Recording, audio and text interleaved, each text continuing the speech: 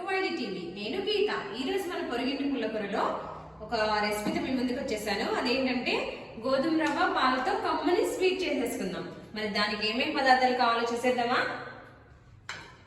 కొంచెం బెల్లం తరిగి ఉంచుకున్నానండి నేను, కొంచెం పెసరపప్పు, అలానే గోధుమ రవ్వ, నెయ్యి, పాలు.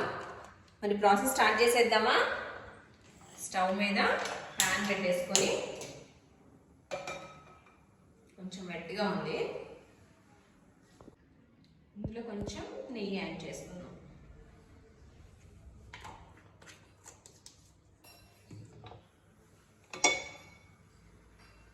ఈ నెయ్యిలో పెసరపప్పుని ఫ్రై చేసుకుందాం.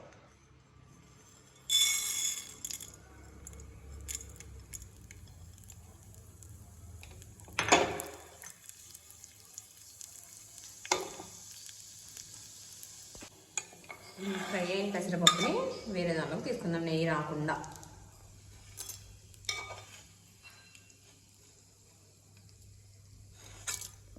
అదే ప్యాన్లో గోధుమ రవ్వ ఫ్రై చేసుకుందాం. దీంతో తీసుకుంటున్నానండి, కొంచెమే చేస్తున్నాను. సో గుజ్జు గిన్నెతో తీసుకున్నా, దాన్ని బట్టి వాటర్ యాడ్ చేసుకుందాం. దీన్ని అయితే ఫ్రై అవ్వనిద్దాం మంచిగా నెయ్యిలో.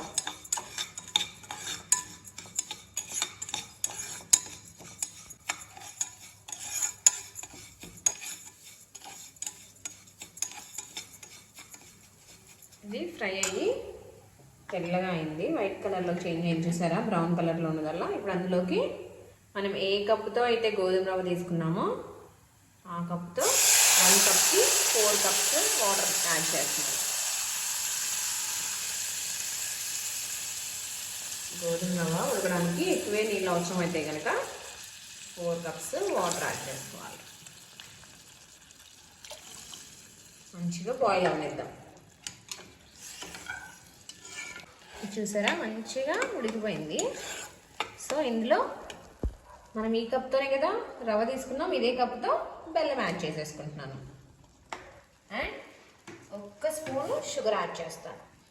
బాగుంటుందండి ఫ్లేవర్, ఎందులోకైనా నాకు అలా అలవాటు. కొంచెం షుగర్ యాడ్ చేసుకున్నాను. బెల్లం పూర్తిగా కరిగే వరకు కలుపుతాను.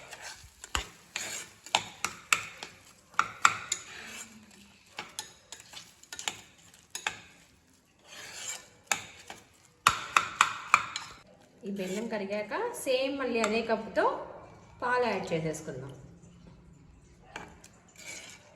కొంచెం సేపు మరగనిద్దాం. కాచి చల్లార్చుకున్న పాలు అయితే బాగుంటాయి.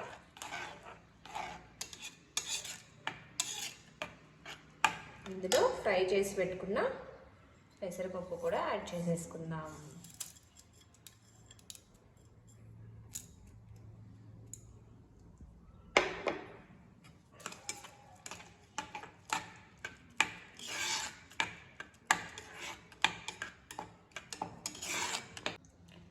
మన గోధుమ రవ్వ పాలు బెల్లంతో చేసుకున్న కమ్మని స్వీట్ అయితే రెడీ అయిపోయింది.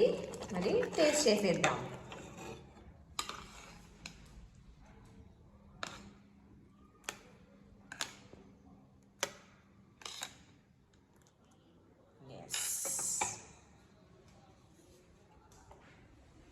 దేవుడి దగ్గర ప్రసాదంగా పెట్టుకోవడానికి చాలా బాగుంటుంది కదా, ఫాస్ట్గా చేసేసుకోవచ్చు. కుక్కర్లో కూడా చేసుకోవచ్చు అండి. ఈ కుక్కర్లో అయితే గోధుమ రవ్వ ఫాస్ట్గా ఉడికిపోతుంది. సో మనం టేస్ట్ చేసేస్తున్నాను.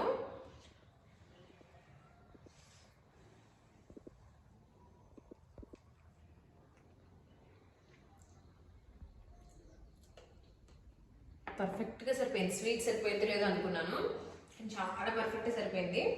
చాలా అంటే చాలా బాగుందండి టేస్ట్. మరి మీరు కూడా ట్రై చేసి చూడండి. అలానే మరిన్ని రెసిపీస్ కోసం చూస్తూనే ఉండండి వైడి టీవీ. నేను గీత.